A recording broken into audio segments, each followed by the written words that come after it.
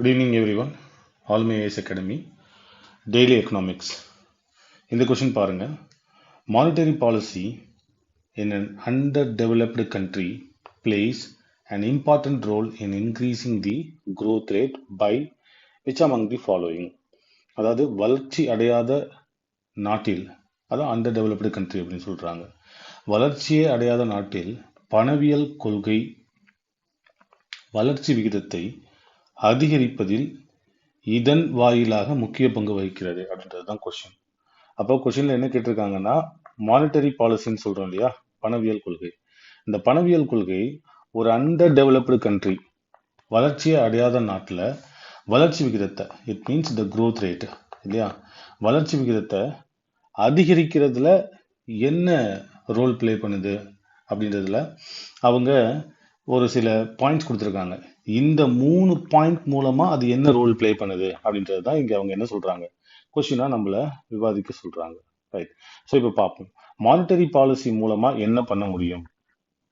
நம்ம சொல்லியிருக்கோம் ஏற்கனவே, மானிட்டரி பாலிசி அப்படின்றது என்னது, இன்ஃப்ளேஷன், மெயினா பிரைஸ் ரைஸ், பணவீக்கத்தை கட்டுப்பாட்டில் வச்சிருக்கக்கூடியது. பணவீக்கத்தை கட்டுப்பாட்டில் வச்சிருக்கிறது மூலமா என்ன நடக்கலாம், ப்ரைசஸ் வந்து கண்ட்ரோல்ல இருக்கும், விலைவாசி உயர்வு வந்து கண்ட்ரோல்ல இருக்கும்.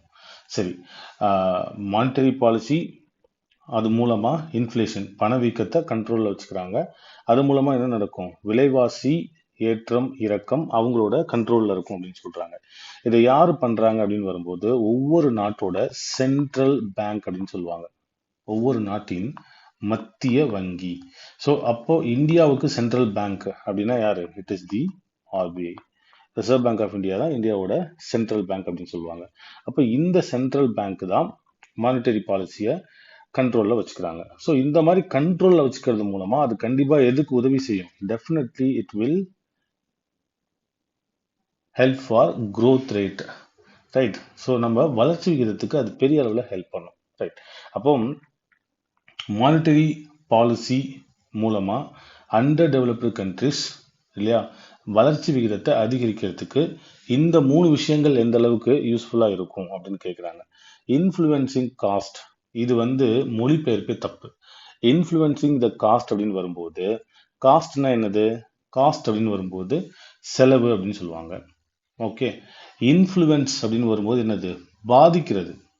அப்போ இந்த செலவுகள் மீது தாக்கத்தை ஏற்படுத்துறது, இன்ஃப்ளூயன்ஸ்னா என்னது, ஒரு தாக்கம்.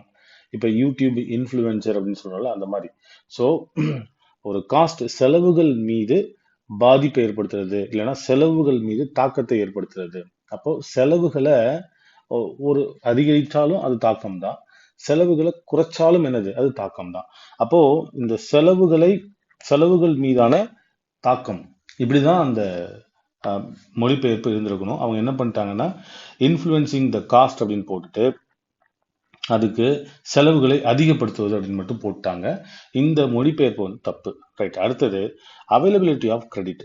ஒரு நாட்டில் மானிட்டரி பாலிசி மூலமா ஓகே, அந்த நாட்டோட ரிசர்வ் பேங்க், அதாவது மத்திய வங்கி என்ன பண்ணணும், அவங்களுக்கு போதுமான அளவுக்கு கடன் கொடுக்கணும். கடன் கொடுத்தாதான் என்ன நடக்கும், கிரெடிட் கொடுத்தாதான் அந்த கடன் மூலமா பொருளாதார நடவடிக்கை நடக்கும்.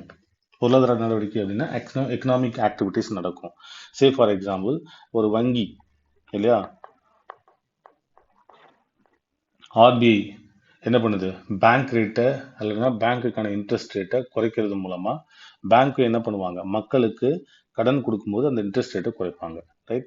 அப்போ கம்மியான இன்ட்ரெஸ்ட் ரேட்ல நிறைய பேருக்கு என்ன கிடைக்கும், கடன் கிடைக்கும், கிரெடிட் கிடைக்கும். அந்த கடனை வாங்கி என்ன பண்ணுவாங்க, ஒரு வீடு கட்டுவாங்க.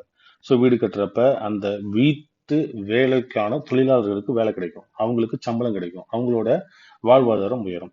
ஒருவேளை ஒரு பெரிய இண்டஸ்ட்ரி அவங்க வாங்கி தொழிலை விரிவுபடுத்துறாங்க அப்படின்னா அப்ப என்ன நடக்கும், ஸோ அந்த இண்டஸ்ட்ரியில வேலை பார்க்குறவங்களுக்கு வேலை கிடைக்கும், அவங்களுக்கு போதுமான பணம் கிடைக்கும், அவங்களோட வாழ்வாதாரம் உயரும், அந்த இண்டஸ்ட்ரி அதோட உற்பத்தி என்ன பண்ணும், ஏற்றுமதி பண்ணும். ரைட். அது மூலமா இன்கம் கிடைக்கும். அப்போ ஒரு அண்டர் டெவலப்டு கண்ட்ரியில ஓகே, மானிட்டரி பாலிசி மூலமா நீங்க கடன் கொடுப்பது அப்படின்றது கண்டிப்பா வளர்ச்சி வீதத்தை அதிகப்படுத்தும் அப்படின்றது. அடுத்தது, கண்ட்ரோலிங் இன்ஃப்ளேஷன். இது நம்ம ஏற்கனவே சொல்லிட்டோம். அண்டர் டெவலப்டு கண்ட்ரியாக இருக்கட்டும் அல்லது டெவலப்டு கண்ட்ரியாக இருக்கட்டும் இல்லை டெவலப்பிங் கண்ட்ரியாக இருக்கட்டும், வளர்ச்சி குறைந்த நாடாக இருக்கலாம், வளர்ச்சி அடைகின்ற நாடாக இருக்கலாம், வளர்ந்த நாடாக இருக்கலாம். இந்த 3 வகையான நாடுகளிலுமே பணவீக்கத்தை கட்டுப்படுத்துவதற்கு கண்டிப்பாக என்ன உதவி செய்யும்? மானிட்டரி பாலிசி அப்படின்னு சொல்ற இந்த பணவியல் கொள்கை பெரிய அளவுக்கு உதவி செஞ்சு வளர்ச்சி வீதத்தை அது என்ன பண்ணும்? அதிகரிக்கும் அப்படின்றாங்க. அப்போ இங்க எதுதான் ஆன்சர் அப்படின்னு வரும்போது டெஃபினெட்லி தீஸ் 3 ஆர் ஆன்சர். ஏவும் கரெக்ட் தான். செலவுகள் மீது தாக்கத்தை ஏற்படுத்துவது மூலமா என்ன பண்ணலாம்? ஸோ செலவை குறைக்கலாம் இல்லை செலவை அதிகரிக்கலாம். அப்போ அதுவும் என்னது? One of the objective, one of the monetary பாலிசியோட டூல் தான். அதே மாதிரி கடன் அதிகரிப்பது மூலமாகவும் வளர்ச்சி விகிதத்தை அதிகரிக்க முடியும். கண்ட்ரோலிங் இன்ஃப்ளேஷன், பணவீக்கத்தை கட்டுப்படுத்துவது மூலமாகவும் பண்ண முடியும் அப்படின்றது தான். Right, thank you.